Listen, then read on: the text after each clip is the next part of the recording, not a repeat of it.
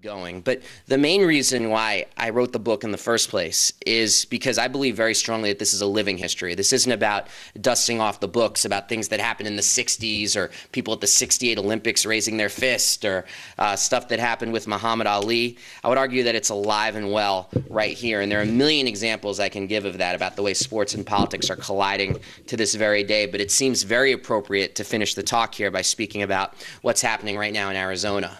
Because what's happened there with the way sports has come together with the struggle in Arizona for immigrant rights is nothing short of historic. I mean, for those of you who haven't perhaps been living in, Dick Cheney's bunker or something like that, Arizona, of course, passed Senate Bill 1070, which makes racial profiling a legal reality. They passed House Bill 2281, which bans ethnic studies in Tucson because it, quote, promotes ethnic solidarity, end quote. And they aim to export those laws around the country. And it's also provoked a hell of a response. There's been student walkouts from Arizona to California, the city councils of Los Angeles and Boston, not to mention several small towns as well, have voted to divest from Arizona. But most sharply, we've seen protests at games where the Arizona Diamondbacks have everywhere they go, from Denver to Chicago to Atlanta to Florida. I mean, they've become like the SB 1070 traveling roadshow. Everywhere the Diamondbacks go, there have been protests. And you know what? That is well deserved because their owner, Ken Kendrick, is one of the big money bag underwriters of the state and federal Republican Party. And so the team has become a symbol. Now, Ken Kendrick himself has issued statements through his PR flax that he actually opposes Senate Bill 1070. But, and I wrote about this and people can check this out, he's still holding fundraisers for the politicians who voted for it. And even better than that, after I wrote this story about how he was actually having a fundraiser in the owner's box at the stadium, which, by the way, was built with public funds, an owner's box fundraiser for this real jackass named Jonathan Patton, who's trying to move from the State House to the U.S. Congress. And in the so May 20th, big fundraiser, I wrote about it and said, look, this guy Ken Kendrick's a total liar. I got a response from Ken Kendrick's people where they sent me a note saying, Mr. Kendrick opposes SB 1070. Your article is filled with lies and slander and libel, blah, blah, blah. And they said, and so I'm thinking, as I'm reading this, I'm thinking, uh-oh, did I get my facts wrong here? Am I going to get sued or something? And then this guy wrote to me, Ken Kendrick is not even going to be at the game. His name was only on the invitation. And I'm like, oh, this is funny.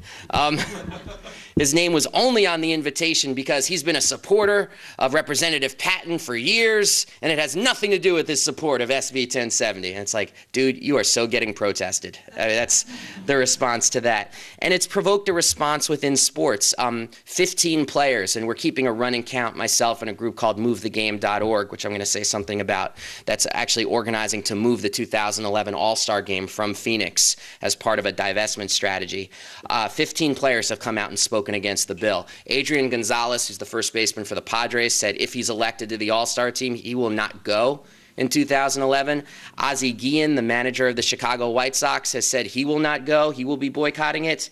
But the real thing that's remarkable is that in a move without precedent in the history of sports and politics, an entire team, the Phoenix Suns, the NBA team, came out as one against the bill in Arizona. And it's a remarkable thing. Thank you, Stan. And people may have heard what had happened on Cinco de Mayo. They came out with jerseys. They all said "Los Suns" as they were on the court. Civil rights march of between 3,000 and 5,000 people marched by the stadium that was led by Al Sharpton and the Phoenix mayor, who were Phil Gordon, I believe his name is, and they were wearing jerseys that said Los Suns as they marched by. The team they were playing, the San Antonio Spurs, their coach, Greg Popovich, who is kind of like this ex-Marine guy, and it's like, there's a lesson on not judging a book by its cover. He said he was angry about it because he wanted his team to wear Los Spurs in solidarity with San Antonio, where he's from, and the league wouldn't let him do it. Meanwhile, you have the ex-LSD-taking flower child Phil Jackson of the Los Angeles Lakers come out and say that he was for SB 1070, which led in the most recent playoff series of the Suns against the Lakers, Kobe Bryant's wife, Kobe Bryant, the Lakers star player, his wife Vanessa, who's half Latina, showing up to the game wearing a "Do I Look Illegal" t-shirt and sitting behind the bench. So, and it's just to say, that I would make the case, and I think this is a provable case, that when you have athletes take these kinds of stands, it provokes a much broader national discussion, because we live in an incredibly stultified, incredibly just malnourished political environment in this country. But when you have on sports radio people arguing and debating this stuff, it's really unbelievable. Mike Greenberg, who's one of the most widely heard sports radio guys on Mike and Mike in the Morning, he made this it sort of came out of his mouth before he could realize how it sounded, but I thought it was really interesting. He said, after they had this long debate about the bill and should the Suns be doing these actions, Steve Nash, should he have said this? The general manager, Steve Kerr, should he have said that the bill reminded him of what he used to read about Nazi Germany? Was that an appropriate thing for a basketball general manager to say? And Mike Greenberg said, he sort of took a breath and he said, you know what? I'll say this. I'm not sure what I think about the bill or whether they should be doing something, but I don't think I would have even thought about what's happening in Arizona if they weren't doing this right now. And it's like, that's real. Far too many people in this country skip right past C-SPAN and go to ESPN, or put down the front page and pick up the sports page. That's just a fact. And so when you have athletes actually taking some of these stands, it makes a huge difference. But the coolest thing that I thought came out of it was, of the Los Suns game, was the pregame show on TNT, which involved Charles Barkley, Kenny Smith, and Chris Webber, and a very uncomfortable Ernie Johnson, who's like the host, sitting between them as they spoke about the Los Suns and the march that was happening. And the fun started, and I'll end with this. I'm sorry for going on so long, Stan. Am I going on too long? Do you guys want to hear the story? It's a fun story. It's really fun, because it started with like their sideline guy, who's absolutely underqualified to be doing this, like this. And all sideline reporters, I think, were probably dropped on their heads at some point. But the sideline guy, he's outside trying to cover the Civil Rights March. And so he says, like, so far there's been no violence out here, and we hope that remains the case. So then it goes back into the crowd, and Ernie Johnson, the host, says, wow, so what do you guys think about what's happening? And it started with Kenny Smith said, I'm sorry, before I say anything else, why has he got to say there's no violence out there? It's being led by the mayor. What does he think? The mayor's going to punch somebody? And then Charles Barkley stepped in and said, you know, Al Sharpton's not going to get into his fight. He'll mess up that perm. And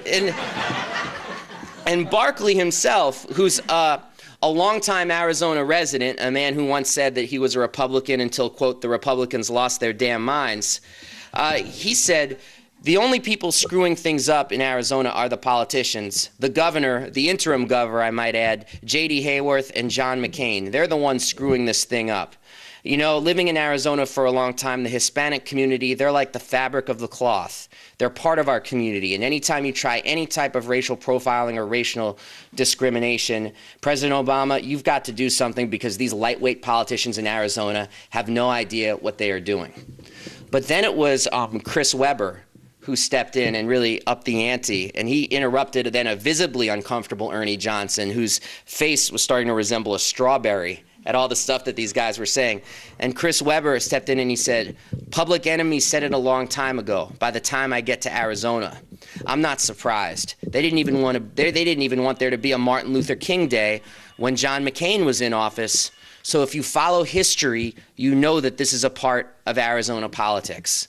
And I really want to end by just focusing on that last statement where he said, if you follow history, because that's so important. Like, if you know the history of how athletes like Muhammad Ali, Tommy Smith, John Carlos, Billie Jean King, Jackie Robinson, if you know how they dared to use sports as a platform for politics, then you know that not only is this stuff not new, it's also incredibly powerful. And so I want to end with the words of the late Howard Zinn, who said, we study our history not because we want to know more about the past, but because we want to change the future. So thank you very much, everybody.